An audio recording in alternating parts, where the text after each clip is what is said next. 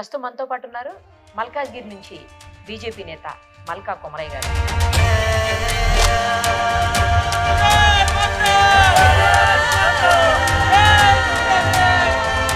మిమ్మల్ని రాజకీయాలు ఎందుకు అట్రాక్ట్ చేశాయి, ఎలా అట్రాక్ట్ చేశాయి? పెద్దగా వస్తాయి నాకు తెలియదు.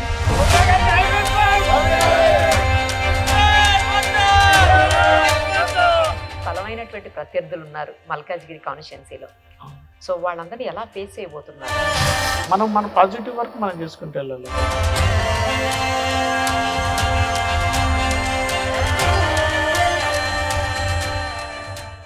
ప్రస్తుతం మనం మల్కాజ్గిరి కాన్స్టిట్యున్సీ పరిధిలో ఉన్నటువంటి మహేంద్ర హిల్స్ అనే ఏరియాలో ఉన్న బీజేపీ ఆఫీసులో ఉన్నాం. చాలా పెద్దగా ఉంది బీజేపీ ఆఫీసు. ఇప్పటి వరకు కూడా ఎక్కడ ఏ పార్టీ ఆఫీసు అంటే లోకల్లో ఉండే పార్టీ ఆఫీసెస్ ఇంత పెద్దవి చూడలేదు. ఒక అభ్యర్థి పెట్టుకునే ఆఫీస్ ఇంత పెద్దది ఉంటుందా అని కొంచెం ఆశ్చర్యం అనిపించింది. అందుకే ఒకసారి మీకు కూడా చూపిద్దాం అని చెప్పేసి స్టార్ట్ చేసాం. ఒకసారి చూడండి, నరేంద్ర మోడీ గారు సాధించినటువంటి చారిత్రాత్మక విజయాలు అని చెప్పేసి మొత్తం పెట్టుకున్నారు. Vande Bharat express train, bullet train, జిఎస్టీకి సంబంధించి, తర్వాత చంద్రయాన్ 3, తర్వాత ఆర్టికల్ 370 రద్దు, తర్వాత ముస్లిం మహిళలకు శాపంగా మన ట్రిపుల్ తలాక్ అని మహిళా రిజర్వేషన్ బిల్లు, తర్వాత వ్యాక్సిన్, మన కోవిడ్ లో ఫేస్ చేసినటువంటి ప్రాబ్లమ్స్ అన్నీ పెట్టున్నాయి అక్కడ. అలాగే మోడీ గారిది నెక్స్ట్ మల్కాజ్గిరి, మేడ్చల్, మేబీ ఈ కాన్స్టిట్యున్సీకి సంబంధించింది అది అంతా ఉంది చూడండి. తర్వాత ఇంకోవైపు ఇక్కడ బీజేపీ నేత అయినటువంటి మల్కా కొమరయ్య గారి పిక్ కూడా ఉంది మోడీ గారితో పాటు. ఒకసారి లోపలికి వెళ్దాం. లోపలికి వెళ్ళి ఆయన ఉంటే మాట్లాడదాం, లేదు అంటే ఆఫీసర్ అన్నా చూసేద్దాం రండి. హలో, ఇక్కడనే ఉన్నారు సార్. నమస్తే అండి. ఇక్కడే ఉన్నారు చూడండి, ఎంత పెద్ద ఆఫీసు, అసలు చాలా బాగా అనిపిస్తుంది. నేను రియల్ గా చెప్తున్నాను, ఇంత పెద్ద ఆఫీసులు ఒక ఏరియాలో అయితే ఇప్పటి వరకు చూడలేదు నేను. అందులోనూ బీజేపీ కాదు, అసలు ఏ పార్టీ కూడా చూడలేదు. తర్వాత ఫుడ్ సెక్షన్ అనుకుంటా, మేబీ ఇక్కడికి వచ్చే వాళ్ళ కోసం ఫుడ్ అనుకుంటా. తర్వాత ఏవో టీ షర్ట్స్ అవి కనిపిస్తున్నాయి, పార్టీ జెండాలు. నెక్స్ట్ మోడీ గారికి సంబంధించిన ప్లకార్డ్స్ ఉన్నాయి. తర్వాత ఇక్కడ చాలా పిక్స్ ఉన్నాయి, అవన్నీ ఏంటో కూడా మనం కొమరయ్య గారిని అడిగి తెలుసుకుందాం. అందరికీ హాయ్ అండి, నమస్తే సార్, ఎలా ఉన్నారు? బాగుంటున్నారు. మీరు ఒకసారి ఈ పిక్స్ ఎవరియో చెప్పాలి నాకు, రండి.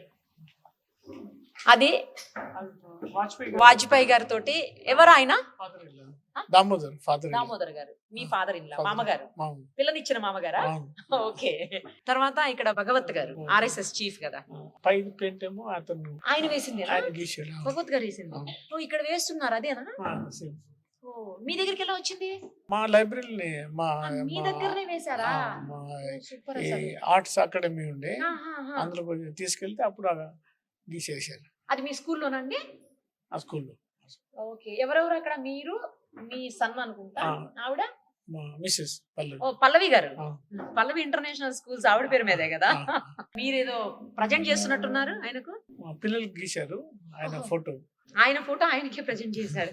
మీ స్కూల్లో ఆర్ట్ చేశారు, పిల్లలు గీశారు. Okay okay. అసలు ఇంత పెద్ద ఆఫీస్ ఉంది ఏంటండి? నాకు చాలా ఆశ్చర్యం వేసింది ఆఫీస్ చూడగానే. అందుకని అసలు ఆఫీస్ చూపిద్దాం మా ప్రేక్షకుల కోసం అని చెప్పేసి, ఇది చేసినా గానీ ఒక స్టాండర్డ్. చాలా పెద్ద ఆఫీస్ అండి. ఓ పక్క సోషల్ మీడియా, ఇంకో పక్క పిఆర్ఓ రూమ్స్, తర్వాత వచ్చే వాళ్ళందరికీ చాలా మందికి ఫుడ్ కూడా అరేంజ్ చేస్తారంట. బయట వాచ్మెన్ చెప్తున్నాడు డైలీ చాలా మందికి ఫుడ్ అరేంజ్ చేస్తారనేసి. ఎందుకు ఈ ఏరియాలో ఇంత పెద్ద ఆఫీస్? రీజన్ ఏంటి? రీజన్ ఇప్పుడు మన ఎలక్షన్ అనుకున్నాం కదా, దానికి. అదే ఎలక్షన్. ఇది కంటిన్యూ చేస్తారా ఆఫీస్ ఇట్లానే ఎప్పటికీ? ఒకవేళ మీరు నిలబడినా నిలబడకపోయినా, గెలిచినా గెలవకపోయినా. సరే, మీకు సంబంధించిన చాలా విషయాలు మాట్లాడాలి, ఒక ఇంటర్వ్యూ చేద్దాం, ఓకేనా? ఓకే, రైట్, పదండి. ప్రస్తుతం మనతో పాటు ఉన్నారు మల్కాజ్గిరి నుంచి బీజేపీ నేత మల్కా కొమరయ్య గారు. ఒక్కసారి ఆయనతో మాట్లాడదాం. నమస్తే అండి. నమస్తే. ఎలా ఉన్నారు సార్? మిమ్మల్ని ఏమనాలి, ఇంజనీర్ అనాలా, మాస్టర్ అనాలా? ఎందుకంటే ఇంజనీర్ గా స్టార్ట్ చేసి కెరియర్ ని మాస్టర్ గా మారిపోయారు. అంటే మీరు పాఠాలు చెప్పకపోవచ్చు కానీ మీ ఆధ్వర్యంలో అయితే కాలేజీలు, స్కూల్స్ ఇలా ఎన్నో ఉన్నాయి కదా. ఏమనాలి మిమ్మల్ని? ఏదైనా మాస్టర్. ఎలా అండి ఇంజనీర్ గా? అంటే ఇంజనీరింగ్ చాలా యూస్ఫుల్ అవుతుంది దీనికి కూడా, అంతే కదా. అది కన్స్ట్రక్షనే, ఇది కన్స్ట్రక్షనే. ఇన్ఫ్రాస్ట్రక్చర్ కూడా ఆ కన్స్ట్రక్షన్ ఏమో మనం ఉండడానికి పనిచేస్తుంది, ఈ కన్స్ట్రక్షన్ ఏమో పిల్లల భవిష్యత్తుకు పనిచేస్తుంది, అంతే కదా.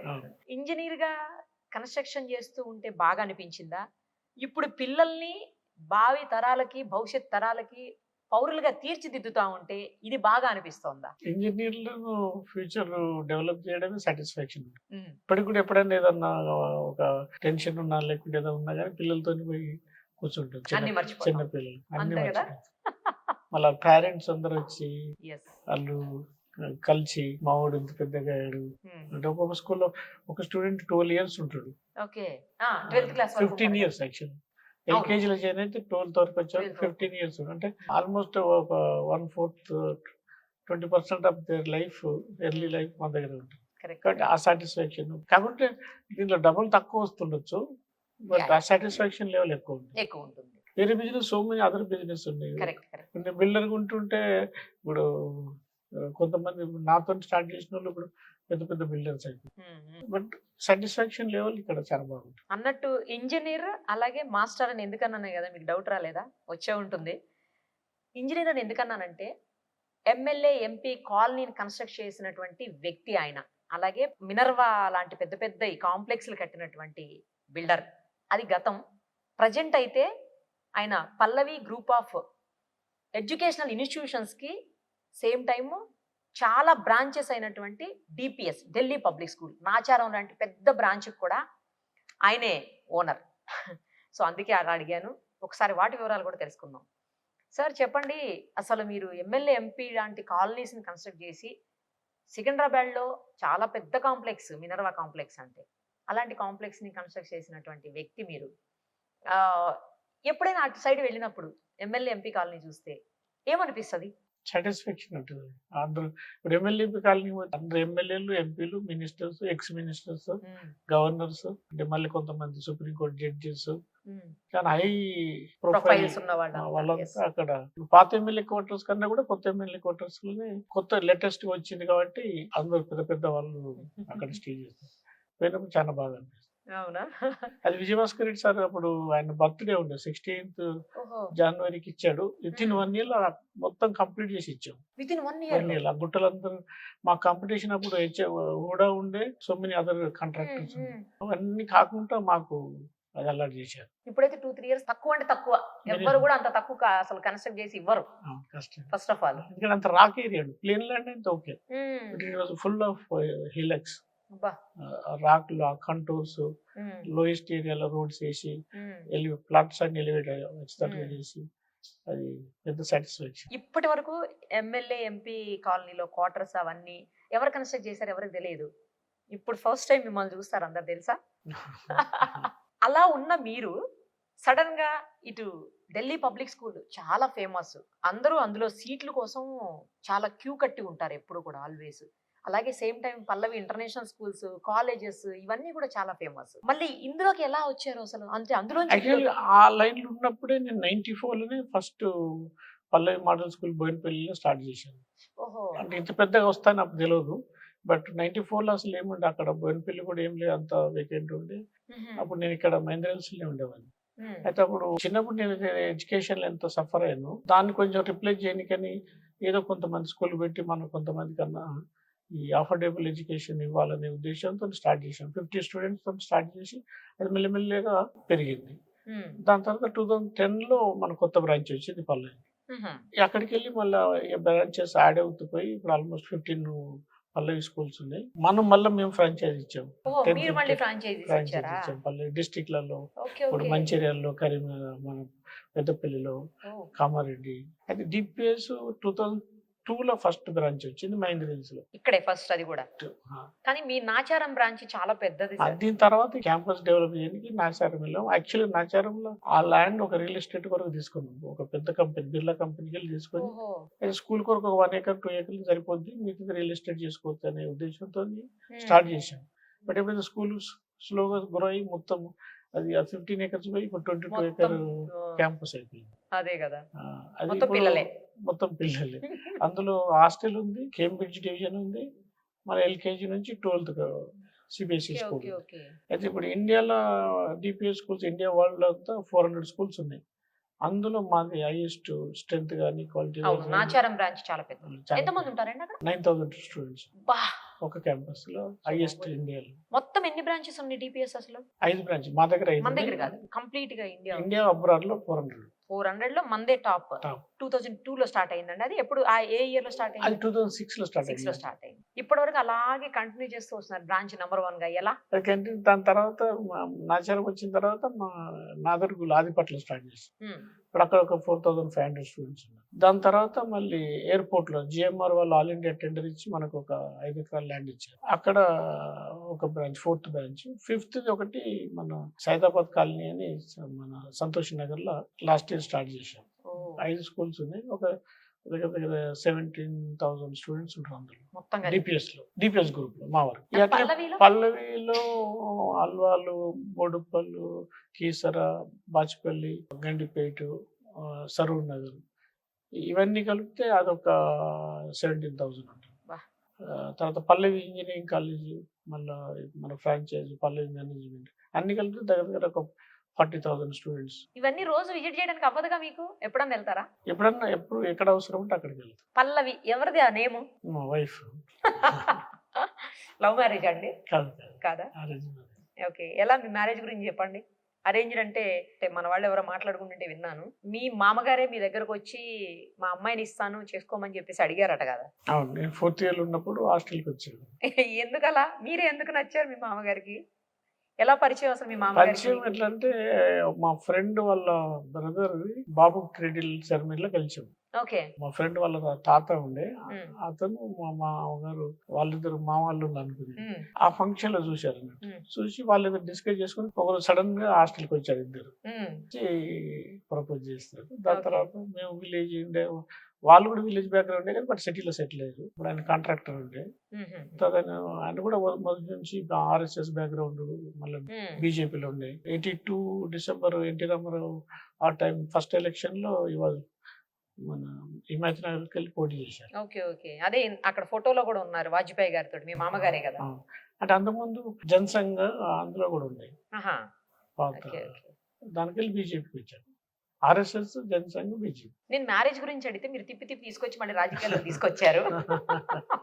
సో అలా అట్లా అమ్మాయి ప్రపోజ్ చేయకుండా అమ్మాయి వాళ్ళ నాన్నగారు ప్రపోజ్ చేశారు మీకు. అవును. ఏంటి మీ ఫీలింగ్ ఆ టైంలో చెప్పండి ఒకసారి. ఒకసారి ఆ డేని గుర్తు తెచ్చుకోండి బ్యాక్ వెళ్ళి. ఆ టైంకి నేను 4th ఇయర్ వరకు కూడా నేను కొంచెం మెచ్యూరిటీ ఉంటే ఉమ్, కాలేజ్ పాలిటిక్స్ అవన్నీ చూస్తుంటే ఆర్ కృష్ణయ్య గారు మేము అంతా కలిసి ఓకే, తిరిగాం. Okay, okay. అయితే అప్పటికి మా బ్రదర్, మా మదర్ వాళ్ళని ఒప్పించుకుంటే మా ఫాదర్ లేకుండా నేను చిన్నగా ఉన్నప్పుడు చనిపోయారు. 3rd క్లాస్ ఉన్నప్పుడే ఫాదర్ ఓకే, చనిపోయారు. ఓకే. అయితే వాళ్ళని ఎట్లా మాట్లాడిపోయాలని కొంచెం డిస్కషన్ అయ్యింది. ప్లస్ వాళ్ళ ఫ్యామిలీలో కూడా ఎట్లా యాక్సెప్ట్ చేస్తారు, వాళ్ళంతా సిటీ గ్రో కల్చర్. అట్లా కొంచెం ఇష్యూస్ ఉండే. బట్ అదే ఒక 3 months లో అన్ని సెట్ అయింది. అలా అయిపోయింది. ఫైనల్ ఇయర్ ఉండగానే మ్యారేజ్ అయింది. ఆహా, ఫైనల్ ఇయర్ ఉండగానే. మ్యారేజ్ ఎప్పుడన్నా ఈ సంఘటన గుర్తు తెచ్చుకుని మీరు పల్లవి గారు మాట్లాడుకుంటుంటారా? ఎప్పుడన్నా ఒకసారి మాట్లాడారు. మీరు చాలా సౌమ్యంగా ఉన్నారు. అంటే రాజకీయాలకి అసలు ఈయన సెట్ అవుతారా అన్నట్లు చాలా కూల్ గా ఉన్నారు మీరు. మీ మాట పిల్లలు వింటారా? స్కూల్లో ఎప్పుడన్నా వెళ్ళి కొడతారా పిల్లల్ని? కొట్టరా? కొట్టడానికి లేదు, మళ్ళీ కొట్టరా? చెప్పాలి. అంతేనా? బట్ వింటారా పిల్లలు మాట? చాలా రెస్పెక్ట్ ఇస్తారు. మీరు కూల్ పర్సన్ కదా, చూడగానే పరిగెట్టుకుంటూ వచ్చేస్తారు మీ దగ్గరికి. ఆ. ఏమైనా ప్రాబ్లమ్స్ ఉంటే కూడా వచ్చి చెప్తారా అండి మీకు? వచ్చేస్తారు చెప్పేస్తారు వచ్చి. Hostel facility, hostel yeah, yeah, అదే, ఫుడ్ అదే. బాగాలేకున్నా ఉమ్, ఉమ్.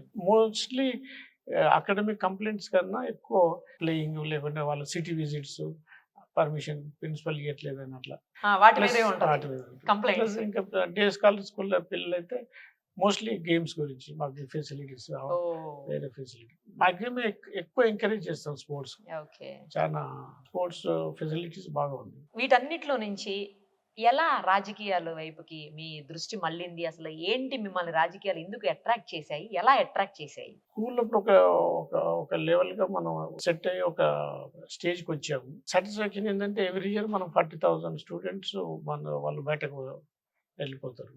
వాళ్ళు హైయర్ ఎడ్యుకేషన్ పోతారు, లేకుంటే డిఫరెంట్ ఫీల్డ్స్ లో పోతారు. కాబట్టి మనం ఒకవేళ పాలిటిక్స్ లో ఉంటే ఇంతవరకు ఇండైరెక్ట్ గా ఉండేది, okay.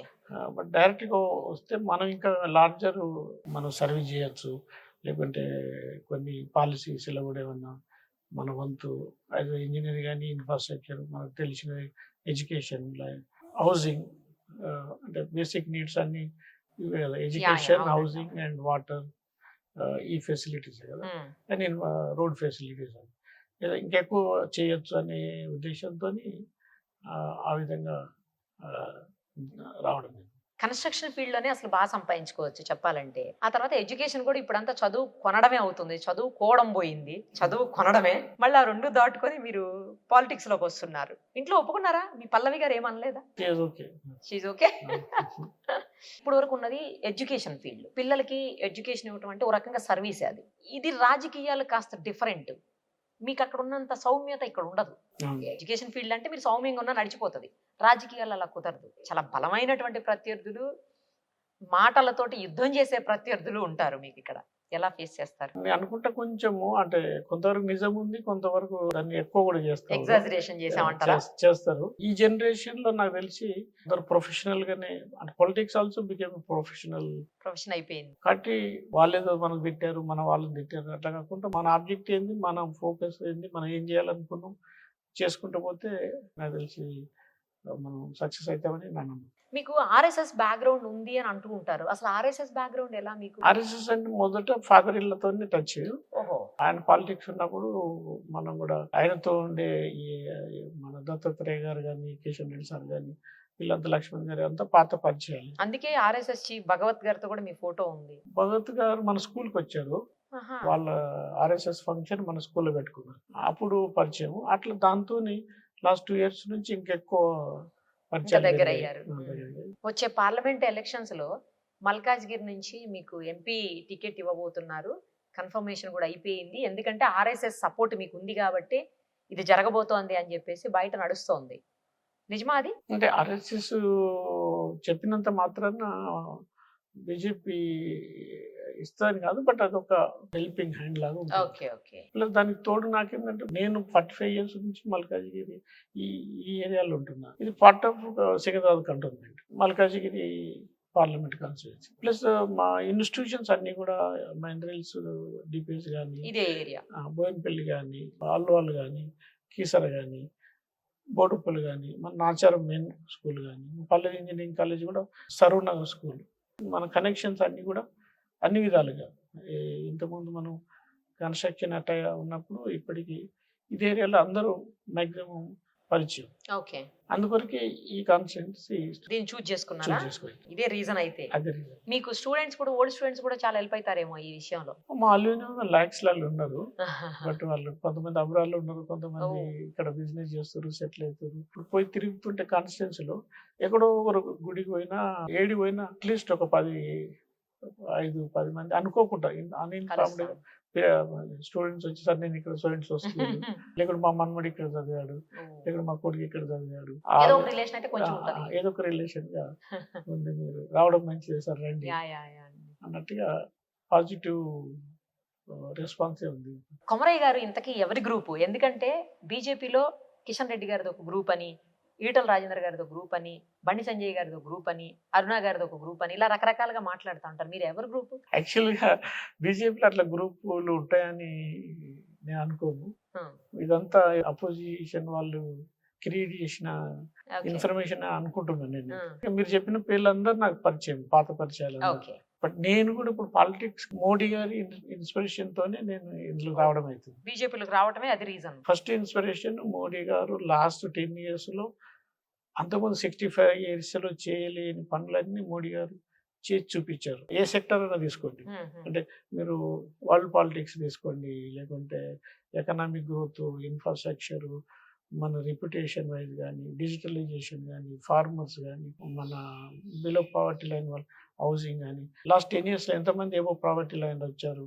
Any sector, railways, airports or ports, ఏ సెక్టర్లో చేసిన లాస్ట్ 10 years లో ఉన్న గ్రోత్ అంతకుముందు 65 years కన్నా ఎక్కువ ఉంది. ప్లస్ ఇండియాకు ఒక పేరు, వాళ్ళు 10th లార్జెస్ట్ ఎకనామీ మోడీ గారు టేక్ ఓవర్ చేసినారు. ఇప్పుడు దాన్ని 5th తీసుకొచ్చారు. ఇంకా నెక్స్ట్ ఇయర్, ఇంకా 2 years లో మనం థర్డ్ కాబోతుంది, third largest economy in the world కాబోతుంది. అంటే అల్టిమేట్ ప్లాన్, ఆయన విజన్ ఏముంది, ఫ్యూచర్లో ఇండియాను సూపర్ పవర్ గా చూసి చేయాలనేది ఆయన ప్లాన్. అది మెయిన్ ఇన్స్పిరేషన్ యాక్చువల్లీ బీజేపీకి రాదు. అందరూ మోడీ గారి గ్రూపే. ఆయన అభిమానం. ఇప్పుడు ఒకవేళ మీరు టికెట్ ఇచ్చి మీరు గెలిస్తే మల్కాజ్గిరికి మీరు ఏం చెయ్యబోతున్నారు? పబ్లిక్ ఎందుకు కొమరయ్య గారికి ఓటెయ్యాలి? ఇప్పుడు మల్కాజ్గిరి అనే కాన్స్టిట్యున్సీ ఇండియాలో ఒక లార్జెస్ట్ ఓటర్స్ ఉన్న కాన్స్టిట్యున్సీ. 7 అసెంబ్లీ కాన్స్టిట్యున్సీ అన్నిటి గురించి కూడా 80 to 100% నాలెడ్జ్ ఉంది. ఓకే. ఫ్యూచర్లో దానిలో roads, drainage facilities, water supply కానీ, అండర్ బ్రిడ్జెస్ కానీ, లేకుంటే ఏ, ఒక హౌసింగ్, ఒక సస్టైనబుల్ డెవలప్మెంట్ కింద మన గ్రీన్ బెల్ట్ డెవలప్మెంట్, అంటే మల్కాజ్గిరిని ఒక మోడల్ కాన్స్టిట్యున్సీగా, పార్లమెంట్ కాన్స్టిట్యున్సీగా డెవలప్ చేయడం అనేది నా ప్లాను.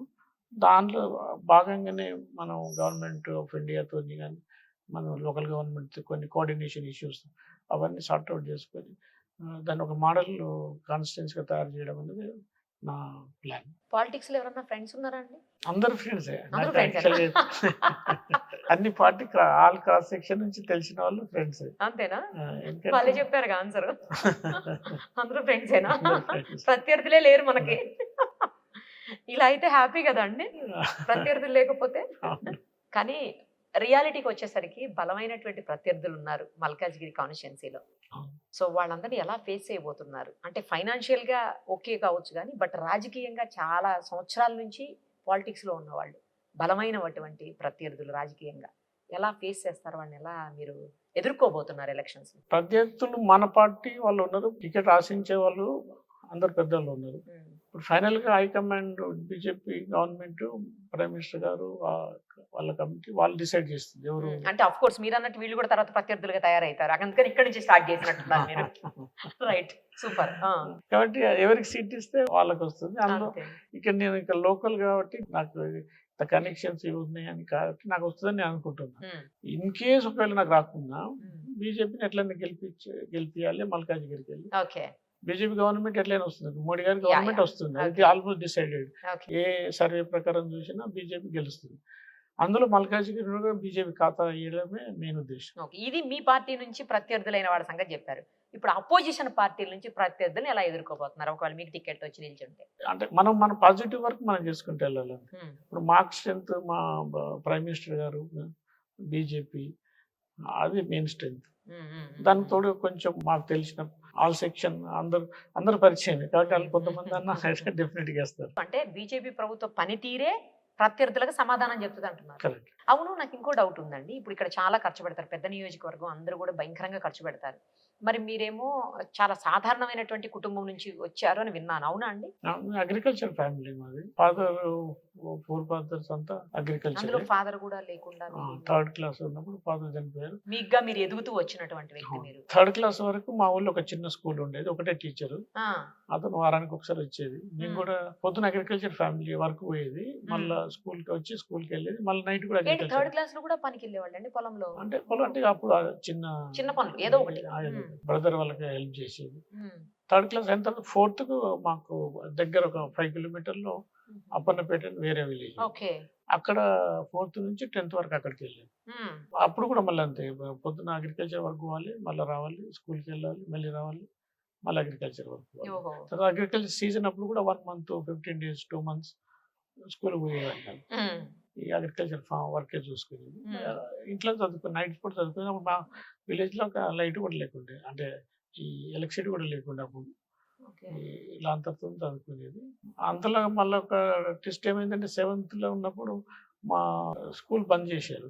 బంద్ చెప్పి మా విలేజ్ పెద్ద ఉండేవాడు ఆయన సర్పంచ్, అది చదువుకుంటే ఉద్యోగాలు రావు, ఇవాళ రేపు ఏం లేవు, ఏదో బిజినెస్ చేసుకుంటే అయిపోతుందని ఐడియా ఇస్తే అప్పుడు మా బ్రదర్ అగ్రి అయ్యి 2 months, 3 months తర్వాత మా హెడ్ మాస్టర్ వచ్చి కౌన్సిల్ చేసి మళ్ళీ మన స్కూల్ స్టార్ట్ చేయించి అట్లా 10th వరకు అక్కడ చదువుకున్నాము. తర్వాత అప్పుడు మా టైంలో 76 ఎమర్జెన్సీ ఉండే, ఎమర్జెన్సీలో మా కరీంనగర్ డిస్ట్రిక్ట్ 4% పాస్ అయ్యింది. పెద్దపల్లి మాకు నియరెస్ట్ ప్లేస్, అక్కడ ఇంటర్మీడియట్ ఉండాలి. బట్ ఇంటర్మీడియట్ లో ఆర్ట్స్, సైన్స్, బీజేపీ మన బయాలజీ ఉంది. బయాలజీ నాకు ఇష్టం లేకుండా ఆయన బయాలజీలో చదివి 3 months అయిన తర్వాత మళ్ళీ కరీంనగర్ వెళ్ళి ఎంపీసీ మార్క్స్ ఎక్కువ అక్కడ మ్యాథ్స్ చదివి ఇంటర్మీడియట్ కరీంనగర్ చేసి తర్వాత డైరెక్ట్ ఇంజనీరింగ్ ఎగ్జామ్ రాసి. చదివారు ఇంజనీరింగ్? ఉస్మాన్ యూనివర్సిటీ ఇక్కడ హైదరాబాద్. అలా వచ్చారు హైదరాబాద్ కి. హైదరాబాద్ అప్పుడు ఇక అప్పటి నుంచి ఇక్కడనే ఉండిపోయారు. ఇక్కడే ఉండిపోయాను. Okay okay. అది కూడా ఒక ట్విస్ట్. అంటే ఏమైందంటే నేను ఫస్ట్ టైం ఎగ్జామ్ ఊళ్ళకెళ్ళి వచ్చి రాశాను కాబట్టి సరిగ్గా రాయలేదు. లక్కీగా ఏమైంది, ఎంసెట్ క్యాన్సిల్ అయింది, ఓహో. ఏదో పేపర్ లీక్ అయింది. మళ్ళీ సెకండ్ టైం పెట్టినప్పుడు మళ్ళీ రాసాము, అప్పుడు మంచి మార్కులు వచ్చాయి. అప్పుడు వచ్చాయి, అప్పుడు సివిల్ సీట్ వచ్చింది. ఓకే. సో అలా వచ్చిన మీరు మరి ఫైనాన్షియల్ గా కూడా మిగతా వాళ్ళకంటే మీరు తక్కువే ఉంటారు, మీ ప్రత్యర్థుల కంటే, వేరే పార్టీల ప్రత్యర్థుల కంటే. మరి ఎలా? ఓన్లీ డబ్బులు పెడితేనే ఎలక్షన్ గెలుస్తారు అనేది అంత, అంటే డబ్బులు ఖర్చు అవుతున్నాయి పెట్టాలి, బట్ అంత ఎక్కువ ఓన్లీ డబ్బులతోనే గెలుస్తాం అనేది నాకు నమ్మకం కాదు. ఎవరు వాళ్ళకి సంబంధించి వాళ్ళు పెట్టుకుంటారు, వాళ్ళ గురించి మనం కామెంట్ చేయకూడదు. బట్ మన ఓన్ స్ట్రెంత్ మీద కానీ పార్టీ స్ట్రెంత్ మీద. మీకు ఆల్ ది వెరీ బెస్ట్. ఒకసారి అయితే మీ నాచారం స్కూల్లో ఇంటర్వ్యూ చేద్దామండి, ఆ స్కూల్ చూడాలని ఉంది నాకు. డిపిఎస్ నాచారం, తప్పకుండా కలుద్దామండి మళ్ళీ. నమస్తే.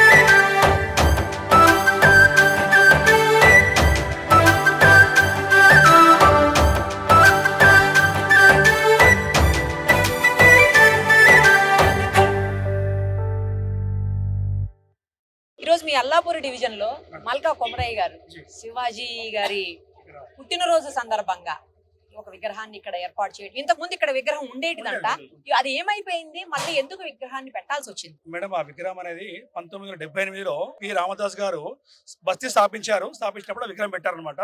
సో అది కాలక్రమేణా బస్తీ డెవలప్ అయిపోయింది. సో విగ్రహం అనేది కొంచెము చిన్నగా అయిపోయి కొంచెం బాగా డస్ట్ అయిపోయింది అనమాట. సో ఓల్డేజ్ అయిపోయింది. సో దాని తరఫున మా బస్తీ యొక్క పెద్ద మనుషుల సలహాలు, వాళ్ళ యొక్క అప్రూవల్ తీసుకొని, సార్ ఇది ఒక విగ్రహం కావాలని మల్కా కొమరయ్య గారు అడిగిన వెంటనే అంత మహత్తర కార్యాన్ని నన్ను అడుగుతున్నారు కాబట్టి నేను ఖచ్చితంగా ఇస్తానని చెప్పేసి అన్నారు. మల్కా కొమరయ్య గారి సపోర్ట్ వల్ల మాకు ఈ విగ్రహం అనేది ఈ రోజు 78 తర్వాత, అంటే నియర్లీ 40-50 సంవత్సరాల తర్వాత ఈ యొక్క విగ్రహానికి తన ద్వారా మాకు ఈ రోజు స్పాన్సర్షిప్ జరిగింది అనమాట. దానివల్ల మేము చాలా చాలా చాలా ఆయనకి మేము పేరు ధన్యవాదాలు తెలుసుకున్నాం.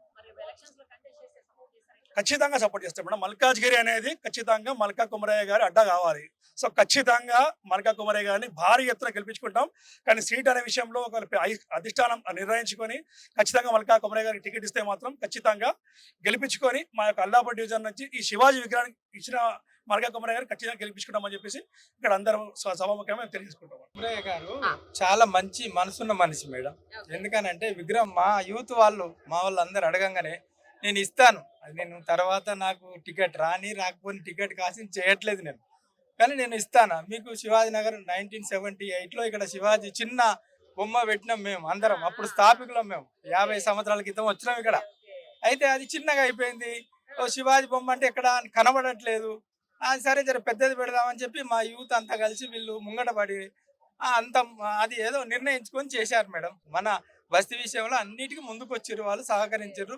వారికి మీకు అందరికి ధన్యవాదాలు.